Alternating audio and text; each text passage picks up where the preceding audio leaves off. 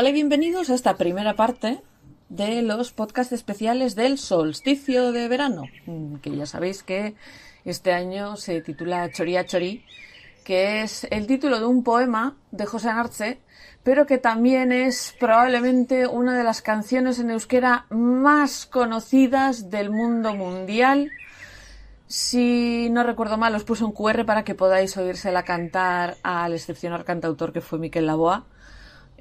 Sé que mucha gente, la primera vez que oye a Miquel Laboa, le extraña muchísimo la voz que tiene, cómo canta, pero a su forma tan peculiar de cantar precisamente lo que lo hacía excepcional, y era un músico maravilloso. Algunas de mis canciones favoritas en euskera son suyas o las ha adaptado él, que junto con Benito Lerchundi me han criado entre los dos. Mis padres, si no tienen toda su discografía, pocos discos les faltarán de él.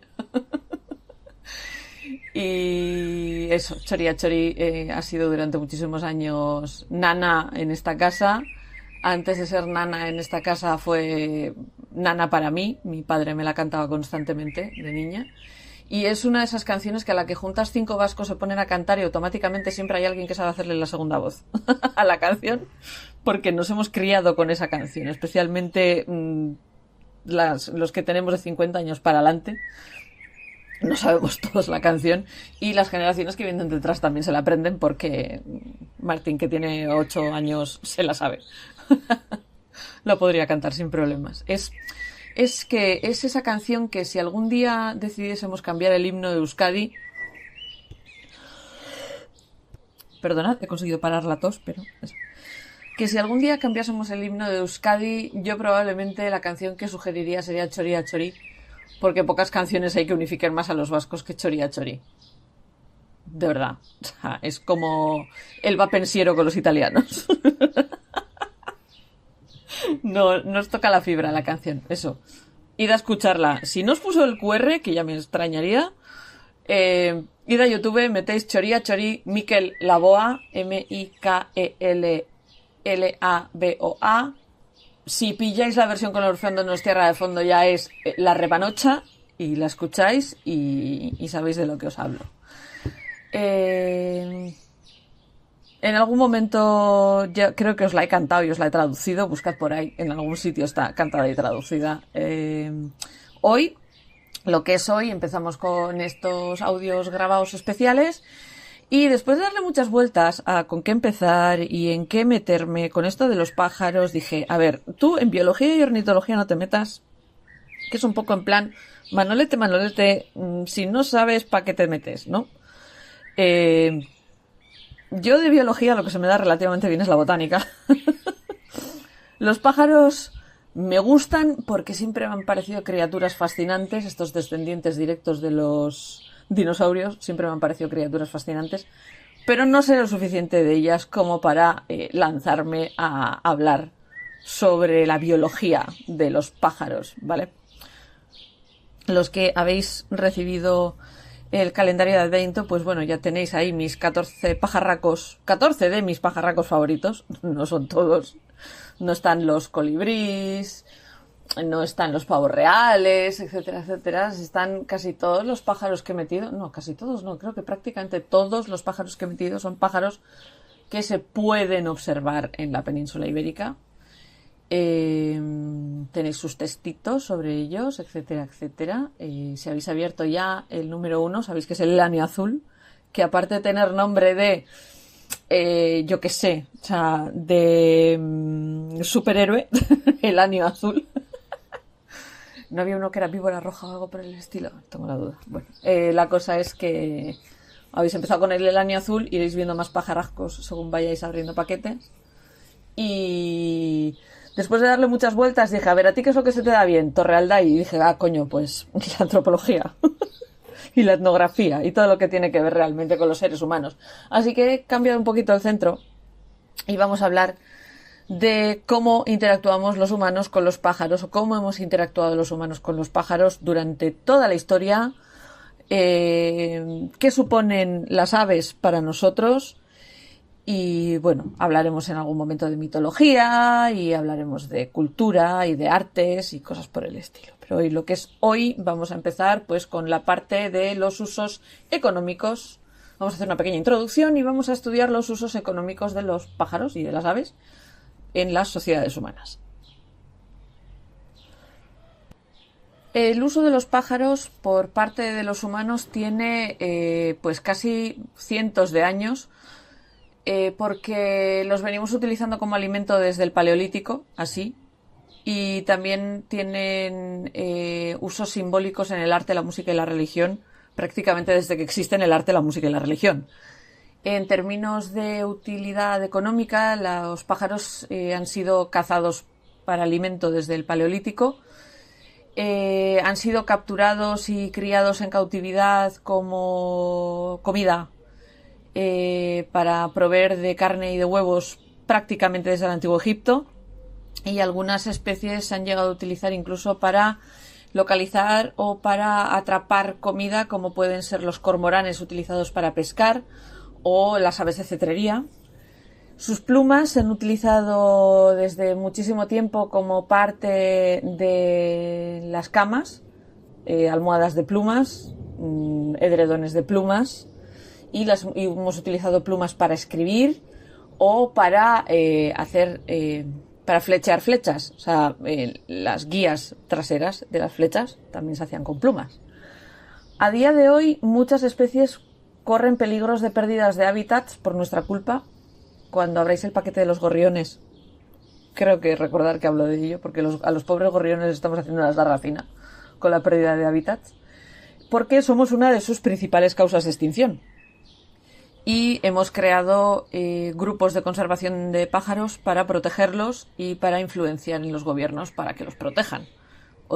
Creo recordar que os puse a SEO Birdlife como ejemplo, pero hay muchas más. Esos vencejos, por ejemplo, es una a la que yo suelo andar muy atenta, más que nada porque hace 2 años me encontré un vencejo herido, y siguiendo las pautas de esos vencejos, pues por fin conseguí encontrar a alguien que se hiciera cargo de él. Y creo, bueno, no sabéis el Cristo que montamos para que se vinieran a llevar al vencejo, porque claro, yo entonces no tenía carnet de conducir y no podía plantarme en Irún o en Hondarribia, no sé dónde era, con el vencejo, pero vinieron a buscarlo.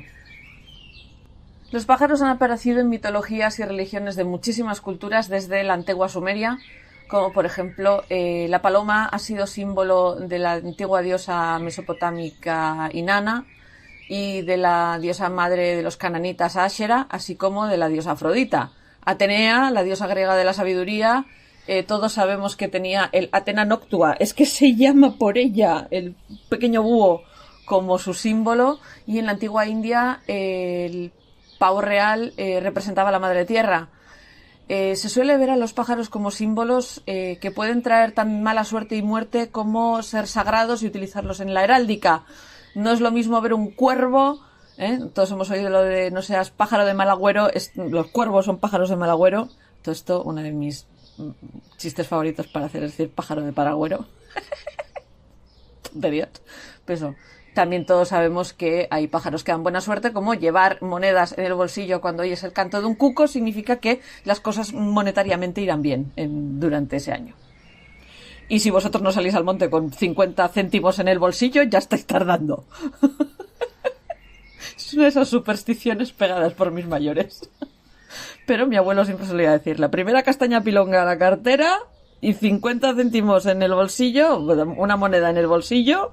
Cuando vayas al monte no vaya a ser que cante el cuco y te pille con los bolsillos vacíos. A modo de entretenimiento y de caza, las aves rapaces se han utilizado en el deporte conocido como cetrería. Se me había atascado la palabra cetrería. Y hemos tenido pájaros enjaulados por su canción hasta hace relativamente poco. Bueno, hay gente que todavía los tiene.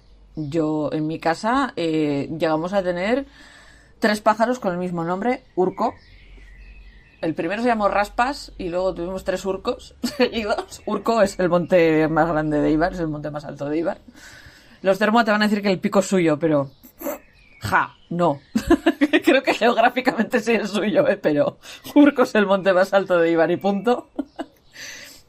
Y era el nombre del pájaro que tuvimos en casa hace muchísimos años que no tenemos pájaros, pero hay gente que todavía tiene pájaros en cautividad por su canto. Los jilgueros, por ejemplo, son un pájaro que es salvaje, pero que se capturan porque tienen un canto muy bonito. Y pues ya sabéis que en algunas zonas se crían gallos para pelea y palomas para echar carreras. De hecho, a las palomas, las pobres, las desnaturalizamos hasta tal calibre que ahora viven en ciudades.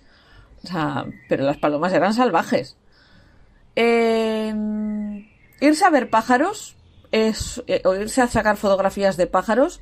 La ornitología es un gran hobby para muchísima gente, para muchísima más de la que pensáis. Y encontramos representaciones de pájaros en prácticamente todas las formas de arte. La pintura, la escultura, la poesía, la prosa, las películas, los pájaros de Hitchcock, la moda. Nos encontramos pájaros tanto en música clásica como ballet, el Lago de los Cisnes y tal, a representaciones musicales del canto de los pájaros. Y hay géneros pictóricos completos en la zona del este de Asia, en China y Japón y Corea y demás, que son pinturas que solo tienen flores y pájaros, o sea, que es típico. A mí me encantan ese tipo de pintura, que a todo esto que sepáis que se llama Hua Niao Hua. Mi pronunciación es desastrosa, pero que sepáis que se llama así. Cuando hablamos de el papel que juegan los pájaros en la cultura humana, estamos entendiendo la cultura como los comportamientos sociales y las normas sociales que encontramos dentro de las sociedades humanas y que se transmiten tanto por aprendizaje directo como por aprendizaje social, ¿vale? Aprendizaje directo es lo que te enseñan, aprendizaje social es lo que aprendes viendo y observando a tu entorno. Hay ciertas cosas que se llaman culturas universales dentro de las sociedades humanas, que suelen estar normalmente vinculadas al arte, la música, la danza, lo ritual, la religión, las tecnologías como el uso de herramientas, con la cocina, la construcción de refugios, la ropa, etcétera, etcétera, que eso es algo que se da prácticamente en todas partes. No quiere decir que todas sean iguales, pero sí que son cosas que ocurren en todas partes. O sea, no hay cultura humana sin arte, no hay cultura humana sin música, no hay cultura humana sin danza, etcétera, etcétera. Y el concepto de cultura material, cuando los antropólogos hablamos de cultura material y cultura inmaterial, cuando hablamos de cultura material hablamos de las expresiones físicas de esa tecnología, de la arquitectura y del arte. Y la cultura inmaterial suele incluir los principios de la organización social, la mitología, la filosofía, la literatura, la ciencia, todo eso que diríamos que son cosas que se sustentan en el aire, y la cultura material es todo eso que puedes toquetear con las manos, así hablando mal y pronto y resumen rápido. Pues bien, ahora lo que vamos a hablar es de lo que los pájaros y las aves han aportado a todos esos rasgos de la cultura humana. Es absolutamente innegable que económicamente los pájaros son extremadamente importantes. Nos han dado comida, especialmente proteínas que son muy importantes, y principalmente el ave que más ha influido en esto, como comida, ha sido el pollo doméstico. Sí, un poquito de respeto a los pollos. Porque además de la carne, sus plumas y su plumón se han utilizado como para ropa de cama, para almohadas, como aislante, etcétera, etcétera. ¿Quién carajo no tiene un plumífero? Perdón, ¿quién de una zona de frío no tiene un plumífero? El mío vive en el armario, pero no lo tengo. Como comida, lo siento muchísimo para los veganos y los vegetarianos que tengo entre la audiencia, pero es que es innegable que los pájaros como comida han sido muy importantes para la humanidad. Los pájaros se encuentran entre los animales salvajes que eran cazados para comida antes de la Revolución Neolítica. Recordad que la Revolución Neolítica es cuando la humanidad se asienta, empieza a crear asentamientos fijos que no se movían y empieza a domesticar la naturaleza a su alrededor. Entonces, antes de que se diera esta Revolución Neolítica y el desarrollo de la agricultura, ya cazábamos pájaros para alimentarnos con ellos. Hay yacimientos arqueológicos que muestran huesos de pájaros migratorios y de pavos ya en el epipaleolítico del Levante, alrededor de 14.500 o 11.500 años, hacia el 14.500 o 11.500 años hacia atrás, ¿vale? Una cosa que se suele estudiar en arqueología suele ser el término de cuánta energía consigues más cuánta energía gastas para conseguir esa comida. Entonces, los pájaros, las aves, no nos daban mucha energía, pero sí que es cierto que para conseguirlos necesitábamos menos energía que para muchos materiales de plantas, o sea, para mucha materia vegetal. Entonces, no estaba mal. Para que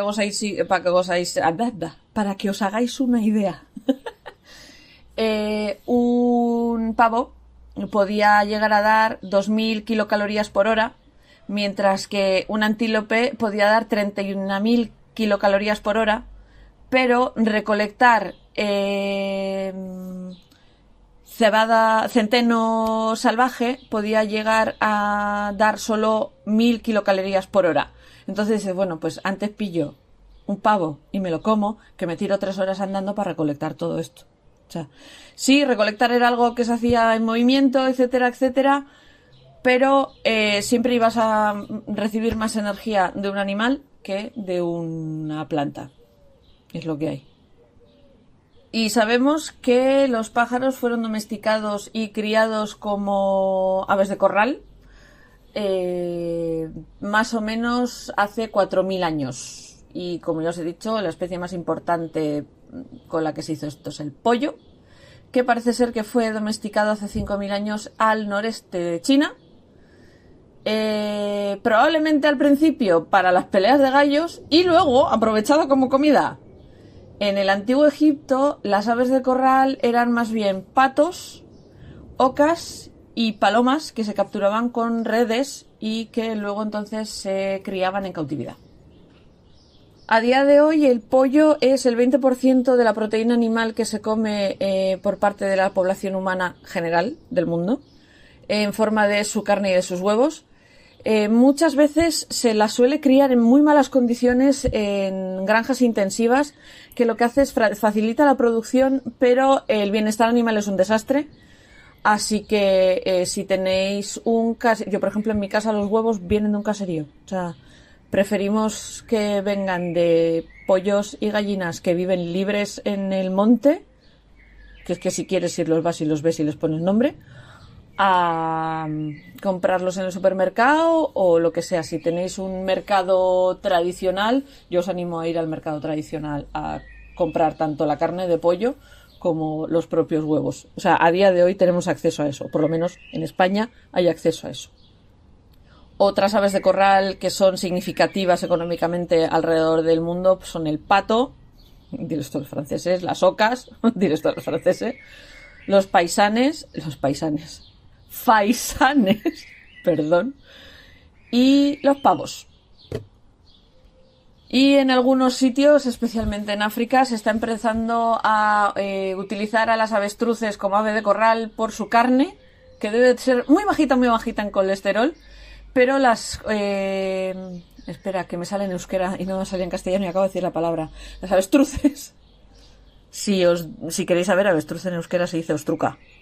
Y se me había quedado metido en la cabeza. Que en inglés se dice ostrich. Entonces creo que vienen de la misma raíz. Pero bueno, que sepáis que las avestruces en África antiguamente se cazaban por sus plumas. Porque se pusieron muy de moda en Europa llevar plumas. Cuando llegamos a la parte de la moda ya hablaremos de esto. Como ya os he dicho, a día de hoy todavía existe la caza de pájaros en todo el mundo prácticamente. Patos salvajes suelen ser cazados, se han cazado durante siglos. Los faisanes también se suelen cazar. Las codornices, las perdices, etcétera, etcétera, son aves de caza, que a día de hoy todavía puedes encontrarlas para comer en algún sitio. Si no eres cazador, las puedes llegar a conseguir en restaurantes y cosas por el estilo. Yo personalmente no soy nada favorable de la caza, pero bueno, es algo que existe y es algo que hay que que hay que explicar. A día de hoy no dependemos de la caza para esto, para alimentarlos. Entonces, digamos que los escopeteros que se van al campo a pegar tiros me ponen un poco nerviosa. Pero bueno. Hay zonas del mundo en el que todavía existe la caza de subsistencia, o sea que no hay, no se crían animales para comérselos, sino que dependen de cazarlos. Por ejemplo, al norte de Papúa es súper habitual que tengan que cazar pájaros para poder comérselos. Con los pájaros marinos ocurren varias cosas un poco curiosas, porque durante años fueron cazados para comerla hasta tal punto que hicieron bajar muchísimo sus poblaciones. Algunas se hicieron desaparecer, como el gran alca, que desapareció, que es un tipo de pingüino. Y tenemos restos de paleolíticos en las que encontramos huesos de pingüinos que se han comido, vamos, que se han cazado y se han comido. Yo estoy diciendo de memoria porque en Deva tenemos toda la zona de Deva es zona arqueológica paleolítica, y hay un cartel que a mí siempre me suele hacer muchísima gracia. Si alguna vez vais a Deva lo veis y os echáis unas risas, porque en euskera este tipo de de pájaro se conoce como potorro herraldoia. Claro, en mi cabeza en euskera no suena tan mal, pero en mi cabeza en castellano me da la risa tonta. Entonces eso es muy divertido cuando llevas algún castellano parlante por ahí, ve eso y dice, ¿cómo? De hecho es muy habitual leerlo, seguir andando y echarte para atrás para decir, acabo de leer lo que acabo de leer. Luego te das cuenta que toda la cartelería está en euskera y dices, ah, vale, vascos haciendo cosas vascas. Pero, curiosamente, hemos tenido a los pájaros como ayudantes en la caza y ayudantes en la recolección desde muy pronto. Hay registros históricos que sugieren que hay una interdependencia entre humanos y buitres de millones de años. O sea, millones de años. Y que, al igual que con otros animales, los primeros homínidos probablemente utilizaban a estos pájaros como señuelo de donde había carne en la forma de carroña en el paisaje. O sea, podían observar y decir, ¡ja, ja, carroña! O podían utilizarlo para señalizarse entre poblaciones entre ellos.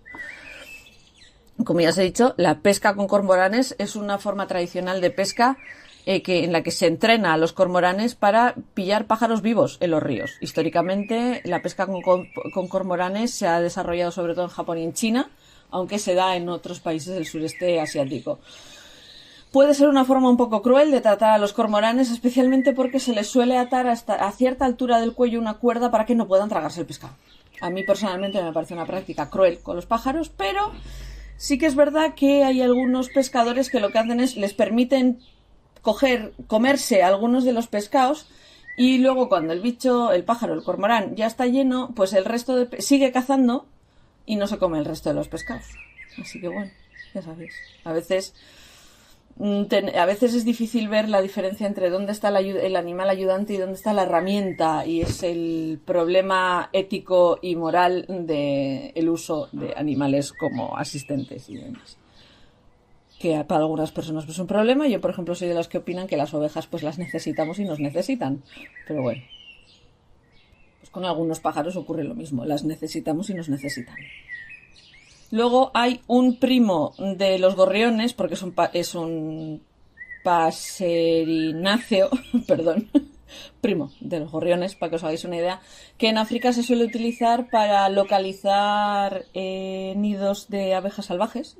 Así que uno de estos pájaros llama la atención de una persona utilizando un tipo de canto muy muy concreto, y va volando a saltitos cortos hasta que llega al nido de abejas, y cuando los humanos atacan para conseguir la miel, este pájaro se come lo que queda. O sea, hay una especie de simbiosis en la que nosotros nos llevamos la miel, pero como no nos llevamos toda, luego estos pájaros pueden comer la que quieran. Luego, por ejemplo, los Borán, es una tribu del este de África, han descubierto un tipo de silbido concreto que duplica la posibilidad de encontrarse con estos pájaros guías de miel, es que se llaman guías de miel, honey guides. Y se han dado cuenta que usando un honey guide, uno de estos pájaros, reducen el tiempo de encontrar panales en 2/3. O sea, que es una pasada.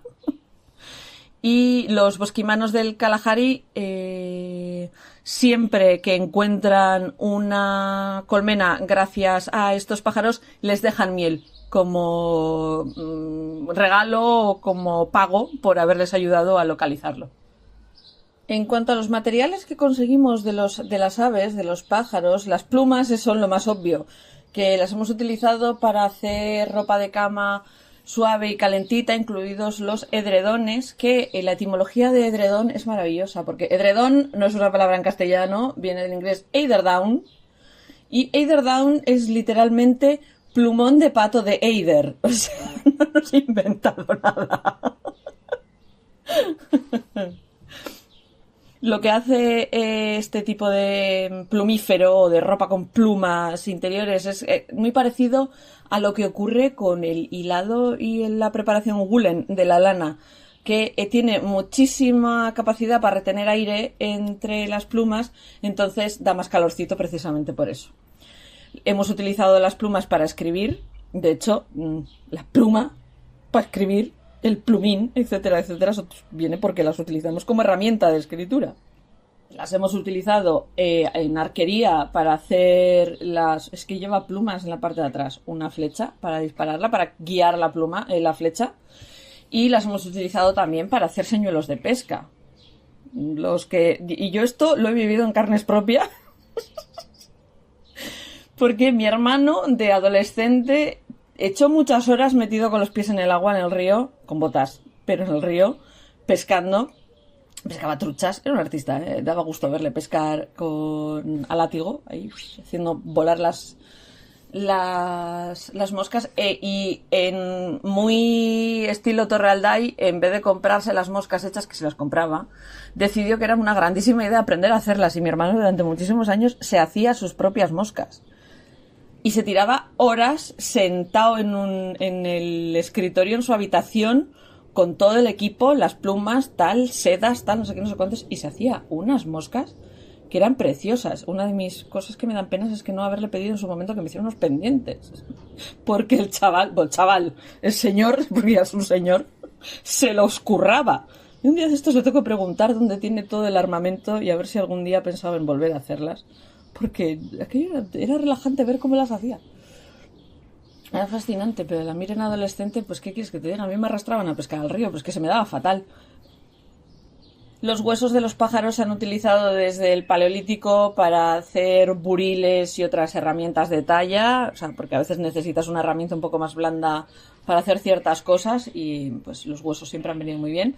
El guano, que ya sabéis que es caca de bicho volador, porque puede ser tanto de pájaros como de murciélagos y demás, o sea, caca.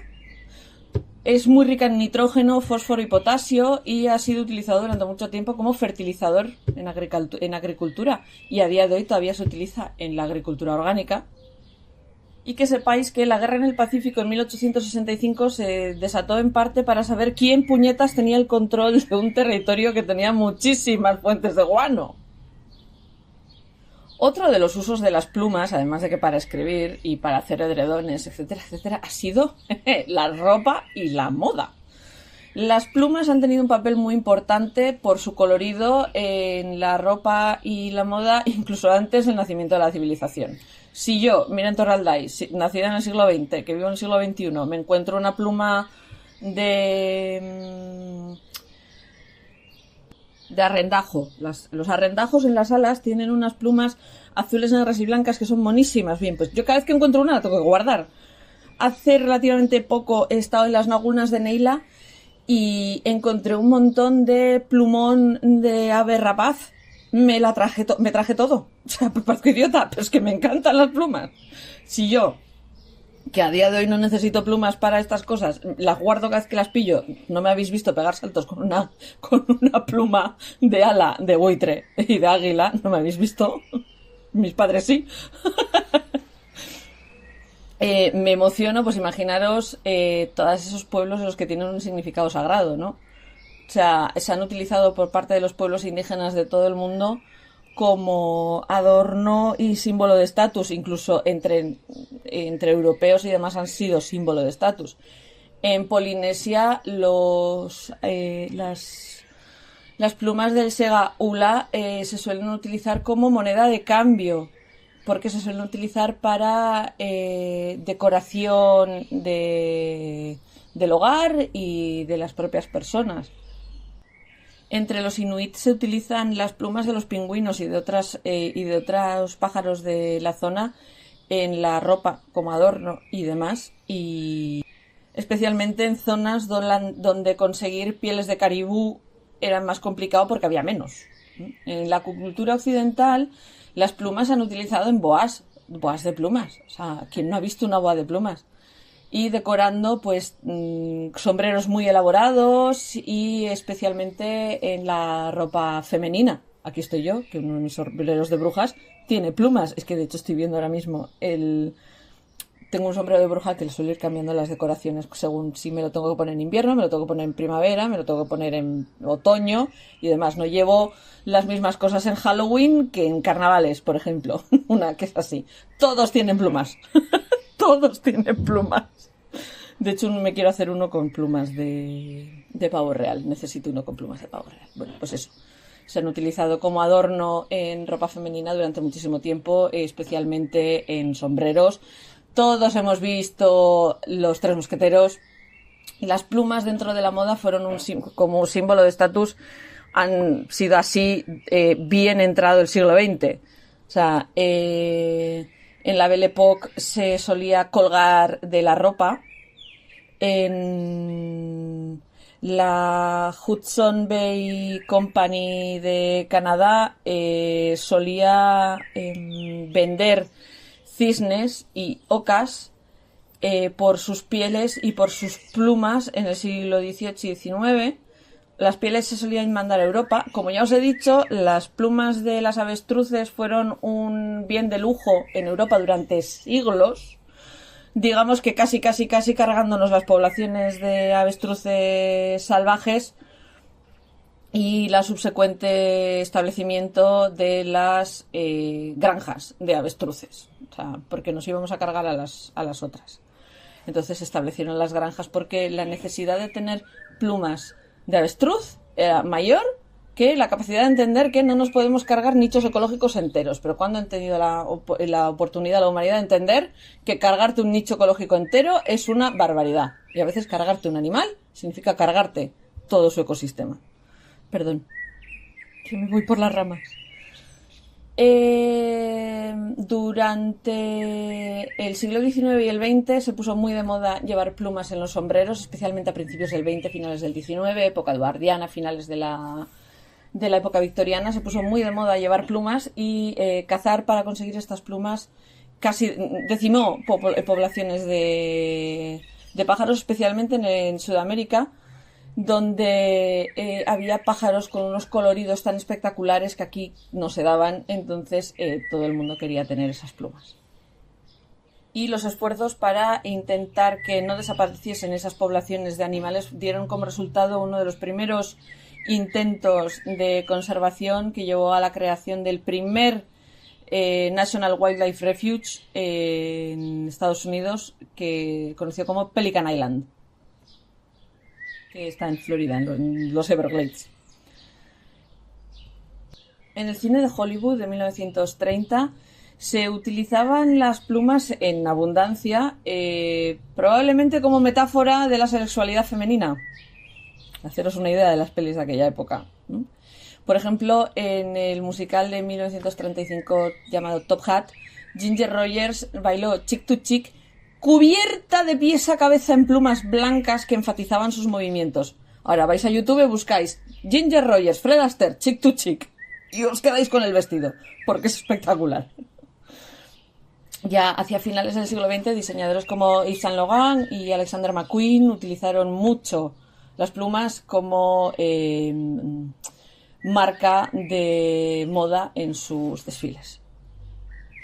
En cuanto a los usos como deporte y hobbies, sabemos que las aves rapaces, como los halcones, durante siglos han utilizado, como ya os he dicho, en cetrería. Hay ciudades, quiero decir, hay civilizaciones, las árabes, musulmanes, especialmente en la zona del Golfo, en la que la cetrería sigue estando muy, muy, muy, muy viva y que se pagan auténticas millonadas por algunos pájaros. A veces es simplemente por tener al pájaro y otras veces es para que cacen. Como ya sabéis, a día de hoy en España, por ejemplo, está totalmente prohibido las peleas de gallos, pero en algunas partes del mundo, como la India, China, siguen estando vigentes y fueron muy, muy, muy importantes para griegos y romanos también. O sea, son parte de nuestra cultura, aunque hayan desaparecido legalmente aquí. De vez en cuando alguna vez se oye, se ha desarticulado un círculo de peleas de gallos y tal, y dice, hostia, ¿todavía la gente hace esto? Sí, se siguen criando gallos de pelea. Y de hecho sigue estando perfectamente activo en algunas zonas de Sudamérica, en el sudeste y en el este de Asia, que muchas veces además va combinado con apuestas, y se suelen apostar grandes dineros y se pierden muchos dinerales y puede ser un problema. En algunos templos hindúes de Bali, las peleas de gallos tenían cierto aire de ceremonia religiosa, se utilizaban como práctica religiosa en ceremonias. No sé si ya se ha prohibido o no se ha prohibido, no he conseguido encontrarlo al respecto. En muchos países, como ya os he dicho, es una práctica totalmente prohibida. Las carreras de palomas, esto a mí me parece alucinante, implican que se van a soltar unas palomas de carreras. Paloma de carreras, el concepto. Entrenadas para esto, que tienen que se liberan y tienen que volver a sus casas en una distancia que se puede medir en 100 o 1000 kilómetros, o 62 o 621 millas. Este deporte fue popular en Bélgica en el siglo XIX y a día de hoy es un deporte en competición que se da en todo el mundo. También en Bélgica y Flandes existe el Vinkensport, en los que los participantes tienen pinzones machos, Fringilla coeleps machos, pinzón, para que os hagáis una idea, y compiten para ver quién es el que hace más llamadas y más cantos en una hora. A mí me alucinan las cosas por las que compite la gente. Como ya os he dicho, la ornitología, o ir a ver pájaros, e ir a fotografiar pájaros, es una actividad de asueto muy famosa desde el siglo XIX. Vivo con un señor que le encanta ver pájaros. Ahora que no conduce él, se lo pasa bomba porque va mirando pájaros por el coche. He llegado a tener que frenar hasta parar el coche en medio de una carretera comarcal porque queríamos ver la rapaz que estaba posada en un poste y estábamos abusando del hecho de que nuestro coche no hace ruido porque tenemos un coche eléctrico y lo vimos muy, muy, muy de cerca. Era un... no me va a salir el nombre. Era una rapaz pequeñita. Una águila culebrera. Y pudimos verla bastante de cerca hasta que se dio cuenta que ¿qué es esa caja roja que se acerca reptando? Y se fue. Nuestro coche rojo. Pero es eso, o sea, yo era algo que no le prestaba tanta atención. Siempre me ha gustado el canto de los pájaros, pero nunca me he parado tanto a mirarlos. Pero sí que es verdad que a mi marido le gusta mucho verlos. Y entonces pues ahora les presto un poquito más atención y voy más atenta cuando voy viendo pájaros.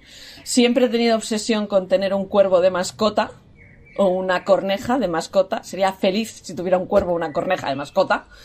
Pero también soy perfectamente consciente que son animales salvajes y hay que dejarlos en libertad. Entonces me aguanto las ganas. Y bueno, algo que los números os van a hacer flipar, pero millones de personas alrededor del mundo, llegando a más o menos la mitad de todos los hogares de los países desarrollados, suelen poner comederos para pájaros, para atraer pájaros a sus jardines y a sus ventanas, con un coste de billones de euros al año. O sea, esto es una burrada. Y no voy a mirar muy lejos porque en nuestra casa de Deva hay varios casitas de madera para pájaros. Todavía no hemos puesto comida, pero ni confirmo ni desmiento que estos días que ha hecho un calor horrible, en mi ventana no hemos tenido puesto un cuenco con agua. Tenemos un cuenco con agua en una de las jardineras para que si hay algún pájaro que tiene sed, tenga agua. O sea, lo hemos empezado haciendo este año y creo que lo vamos a hacer el resto del tiempo. No les pongo comida en la ventana porque tengo vecinos debajo. Si no tuviera vecinos debajo, el Cristo que podía llegar a montar yo no tiene nombre. Sí que es verdad que muchas veces cuando me voy al monte me voy con pan viejo y cosas por el estilo y lo voy echando para que puedan comérselo a los pájaros. Así que hacedlo vosotros también. Y luego quizás la parte que nos puede dar algo más de conciencia o hacernoslo pasar un poquito más es que existen los pájaros enjaulados. O sea, tenemos pájaros como mascotas. Sí que es verdad que la gente que conozco que tiene pájaros como mascotas trata a esos pájaros que ya quisiera yo a otros humanos ver tratar a humanos de esa manera, ¿vale? O sea, en mi experiencia todo el mundo que tiene pájaros en mi entorno los trata, que es alucinante verles cómo los cuidan. Y, o sea, es tremendo. O sea, en mi experiencia se dejan la vida con ellos. En mi casa los pájaros se iban de vacaciones con nosotros. Mi madre iba para arriba y para abajo con la jaula todos los ratos. Tenían todo perfecto, todo nuevo. O sea, ir a la playa y encontrarte una jibia implicaba que había que llevársela al pájaro. Aunque acabaras el verano con 50 jibias en una bolsa. Igual. Nuestro canario tenía el pico más afilado del universo. Pues eso, solemos tener como animales de compañía a canarios, a periquitos, a cacatúas, a agapornis. Hay gente que cría perdices y codornices, los loros, etcétera, etcétera. Son animales, pues son mascotas muy, muy, muy populares. Yo ahora mismo no tengo ninguna mascota, ya sabéis que se me murió el gato y también es verdad que si doy el salto a otra mascota voy a ir antes a los peces. Pero bueno, más de una vez ya os he dicho, yo quisiera tener un cuervo como mascota, el problema es que tener un cuervo en un piso es un follón. Y eso, son animales salvajes, entonces pues no, me contengo a mí misma. Pero es eso, muchas veces los tenemos como mascotas, ya sea porque nos gusta muchísimo cómo cantan, o por su comportamiento, o por su plumaje colorido, o por su habilidad de imitar las palabras habladas. ¿No sabéis vosotros la obsesión que tengo yo con los estorninos? Porque tenemos un estornino que vive alrededor de nuestra casa en el pueblo, en Valladolid, y lo tengo fichado. Pero lo tengo fichado, o sea, es que lo oigo y sé que es nuestro estornino. Porque siempre anda alrededor de la casa. Y el otro día al pobre le di un susto el copón, porque lo oí en el mini patio que tenemos, abrir la ventana a todo meter. Y estaba a menos de 1 metro. Se pegó un susto el pobre. Pero es eso. Hay pájaros que pueden imitar el habla humana. Cuervos, cornejas, loros. Hay muchos pájaros que son capaces de imitar las palabras humanas. Lo que hacen es imitar los sonidos que hacemos. Sí que es cierto que en muchos casos los pájaros suelen ser mascotas preferidas por casas pequeñas o en las que no es posible tener perros o gatos. Hay ciertas especies que están prohibidas porque están en peligro de extinción y suelen ser cazadas ilegalmente en sus hábitats para venderlas, etcétera, etcétera. Pero sí que hay muchísimo cuidado con este tipo de comercio ilegal. De hecho, en Indonesia hay al menos 13 especies que están a punto de extinguirse por todo lo que se han cazado. O sea, pero para mascotas. O sea, no es que se cacen por comida, es que se cazan para mascotas. Y que sepáis que a Charles Darwin, Jesús. O sea, he visto una D y mi cabeza se ha ido a cambiar de personaje. Que Charles Darwin, cuando estaba estudiando biología evolutiva, cuando se fascinó con las palomas y acabó teniendo como hobby criar palomas. Adoptó el hobby de criar palomas y estudió la amplísima variación de tipos y razas de las palomas para explicar el argumento del poder de selección en El origen de las especies en 1859. Y bueno, en el siguiente capítulo hablaremos ya de los usos simbólicos de los pájaros, etcétera, etcétera. Y quería haceros esta pequeña introducción a la parte un poco más común de los pájaros para luego meternos con el heavy metal del simbolismo. Espero que os haya resultado entretenido, que no os hayan molestado mucho los pajaritos de fondo y eso, que os lo hayáis pasado bien con esta pequeña introducción a por qué los pájaros son importantes para la humanidad. Agur.